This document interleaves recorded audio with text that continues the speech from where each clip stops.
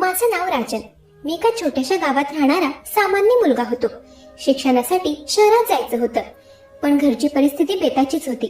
त्यामुळे हॉस्टेल परवडणारं नव्हतं. पण मामीने सांगितलं, अरे आपल्या घरीच राहा, उगाच कशाला बाहेर खर्च करायचा. मामांनीही होकार दिला. मी शहरात आलो. मामीचं घर म्हणजे एक टुमदार 2 मजली घर होतं. बाहेरून पाहताना एकदम आदर्श वाटायचं ते घर. आताही सगळं व्यवस्थित होतं. मामा एक प्रामाणिक व्यापारी, मामी सुंदर आणि हुशार. घरात एक लहान मुलगी. कोणालाही वाटावं हे कुटुंब म्हणजे सुखाचं एक चित्र आहे. पण चित्राच्या मागे काय असतं ते दिसायला वेळ लागतो. सुरुवातीचे दिवस अगदी सामान्य गेले. मामी वेळेवर जेवण द्यायच्या. मामा कधी कधी माझ्या अभ्यासाची चौकशी करायचे. मी माझ्या दुनियेत असायचो. अभ्यास, शाळा, घर एवढंच माझं विश्व होतं. पण हळूहळू काही गोष्टी माझ्या नजरेत यायला लागल्या. ज्या गोष्टी मला नको होत्या त्या दिसायला लागल्या. रात्री उशिरा मामी फोनवर बोलायच्या, अगदी हळू आवाजात, दार लावून. एकदा रात्री मला पाणी प्यायचं होतं म्हणून बाहेर आलो, तर मामी किचन मध्ये उभ्या राहून कोणाशी तरी हसत हसत बोलत होत्या. मला पाहताच त्यांनी लगेच फोन ठेवला. मला बघताच त्यांनी विचारलं की तुला झोप नाही का लागत. मी म्हणालो, नाही मामी, पाणी प्यायचं होतं म्हणून आलो होतो. तेव्हा त्यांनी पाणी दिलं आणि मला झोपायला पाठवलं. मी खोलीत आलो, पण डोळ्यांवर झोप येईना. मनात विचारांचं काकडू माजलं होतं. मी स्वतःलाच म्हणालो, उगाच वाईट विचार करू नकोस, मामी आहेत त्या. घरच्या माणसांबद्दल असा विचार करणं बरोबर नाही. पण मनाला समजावणं एवढं सोपं नसतं. मामा आठवड्यातून 2 वेळा बाहेर गावी व्यवसायाच्या कामाला जात असत. ते गेले की घरातलं वातावरण बदलायचं. मामी जास्त वेळ फोनवर असायच्या. त्यांचा मूड एकदम चांगला असायचा. कधी कधी रात्री बाहेरून गाडीचा आवाज यायचा आणि मग शांत व्हायचा. मी हे सगळं टिपत होतो, पण काहीच करू शकत नव्हतो, कारण माझ्याकडे फक्त संशय होता, पुरावा नव्हता. एका दुपारी शाळेला लवकर सुट्टी मिळाली. मी घरी आलो. दरवाजा उघडला. घर अगदी शांत होतं. मामी कुठे दिसल्या नाहीत. किचन मध्ये गेलो तर 2 कप चहाचे पडले होते. अजून त्यातून वाफ येत होती. मी शांतपणे बसलो. त्या 2 कपांकडे बघत राहिलो, विचार करत राहिलो. थोड्या वेळाने मामी बाहेरून आल्या. मला पाहून त्यांना जरा आश्चर्य वाटलं, पण लगेच सावरल्या. म्हणाल्या, आज तू लवकर कसा आलास? आज सुट्टी मिळाली. मामीने माझी नजर पाहिली होती. मी न विचारताच त्या समोरून म्हणाल्या, अरे शेजारच्या काकू आल्या होत्या, त्यांच्या सोबतच चहा घेतला आता. मी हळूच होकार दिला, पण मला माहित होतं त्या दिवशी मी रस्त्यात शेजारच्या काकूंना त्यांच्या मुलाच्या शाळेजवळ पाहिलं होतं. त्या शहरात गेल्या होत्या, घरी नव्हत्या. खोटं, स्पष्ट खोटं बोलली होती मामी, पण तरी मी काही बोललो नाही. माझ्या मनात एक थंड लाट उसळली. मी त्या दिवशी जेवलो, झोपलो, पण मन कुठेतरी दुखत राहिलं. हळूहळू मला एका नावाची माहिती मिळाली. गावातील एक तरुण, मामीपेक्षा वयाने कमी, शहरात येणं जाणं असायचं त्याचं. मामीच्या फोनवर एकदा चुकून ते नाव स्क्रीनवर दिसलं. त्या दिवशी माझ्या मनात उत्तर आलं, ज्याचा प्रश्न मला विचारायचाच नव्हता. एके दिवशी मामाचं बाहेरगावी जाणं झालं. मी घरातून निघालो, पण लांब गेलो नाही. जवळच्या बागेत थांबलो. संध्याकाळी एक गाडी घरापाशी थांबली. त्यातून तोच तरुण उतरला. मामींनी दरवाजा उघडला, त्याला आत घेतलं. मीही माझ्या फोनवर टिपलं.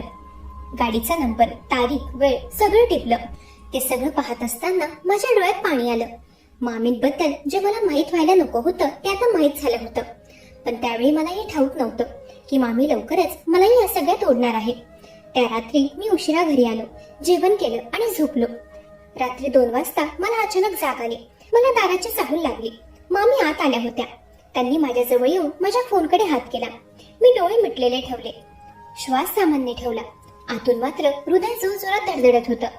त्यांनी फोन उचलला, बघितला आणि पुन्हा ठेवला व तिथून निघून गेल्या. त्या जाताच मी दीर्घ श्वास घेतला.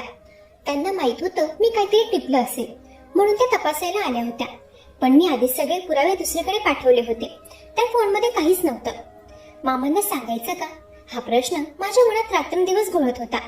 मामा एक साध्या स्वभावाचे माणूस होते. ते विश्वासाने या घरात जगत होते. त्यांना सत्य सांगणं म्हणजे त्यांचं जग उद्ध्वस्त करणं होतं, पण त्यांना अंधारात ठेवणं म्हणजे त्यांच्याशी विश्वासघात होता. मी बराच वेळ विचार केला आणि शेवटी ठरवलं, सत्य सांगायचंच, पण शांतपणे, रागाच्या भरात नाही, तेही पुराव्यांसकट. पण मामा घरी येईपर्यंत मी मामीच्या नजरेसमोर होतो. ती सारखी माझ्यावर लक्ष ठेवून होती. सारखं येऊन बसायची. तिच्या डोळ्यात काहीतरी वेगळंच जाणवायचं, पण ती काही बोलत नव्हती. अखेर तो दिवस आला. मामा घरी परत आले. मी त्यांना एकट्याने भेटायला वेळ मागितला. त्या दिवशी आम्ही दोघे बाहेर बागेत बसलो. मी मामांना सगळं सांगितलं, फोटो दाखवले, तारखा सांगितल्या. मामा ऐकत राहिले. त्यांचा चेहरा मला बघवत नव्हता. त्यांच्या डोळ्यात पाणी आलं. ते बराच वेळ काहीच बोलले नाहीत. मग हळूच म्हणाले, मला माहित होतं पण मानायचं नव्हतं. मामाच्या त्या एका वाक्याने मला सुन्न केलं. मामांनी नंतर जे सांगितलं ते ऐकून मात्र मी थक्क झालो. मामींनी आधीही असंच केलं होतं. त्यांच्या आयुष्यात हे पहिल्यांदा नव्हतं. मामांना याची कल्पना होती, पण ते गप्प राहिले, कारण मामींच्या माहेरकडून घेतलेलं मोठं कर्ज अजून फेडायचं होतं. मामींनाही हे माहित होतं, त्यामुळेच त्या निर्धास्त होत्या. मामा कधी बोलणार नाहीत हे त्यांना ठाऊक होतं. दोघे एकमेकांना पकडून बसले होते. एकाने दुसऱ्याचा उपयोग करून घेतला होता. घर होतं, संसार होता, मुलगी होती, पण आज सगळं पोकळ होतं. मी मध्ये पडलो होतो. एका खऱ्या जखमेचा साक्षीदार बनलो होतो. त्या दिवशी संध्याकाळी मामा आणि मामी यांच्यात बराच वेळ बोलणं झालं. मी माझ्या खोलीत होतो. आवाज ऐकू येत होते, पण शब्द नाही. दुसऱ्या दिवशी सकाळी मामांनी मला सांगितलं, तू राहा इथेच, शिक्षण पूर्ण कर.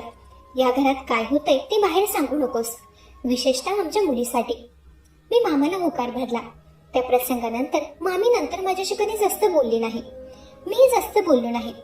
घरात एक शांतता होती, पण ती उदास होती. मी त्या घरातून शिक्षण पूर्ण करून बाहेर पडलो, पण ते दिवस अजून विसरता येत नाहीत. कारण काही सत्य असतात जे माहीत व्हायला नको असतात, पण एकदा समजले की ते सोडता येत नाहीत. मंडळी, या अनुभवाने मला खूप काही शिकवलं. बाहेरून चकचकीत दिसणारं प्रत्येक घर आतून तितकंच सुंदर असतं असं नाही. कधी कधी माणसं सोयीसाठी एकत्र राहतात, प्रेमासाठी नाही. आणि सत्य कितीही लपवलं तरी ते एक दिवस समोर येतच, कारण सत्याला लपता येत नाही, फक्त उशीर होतो. मंडळी, कशी वाटली ही कथा?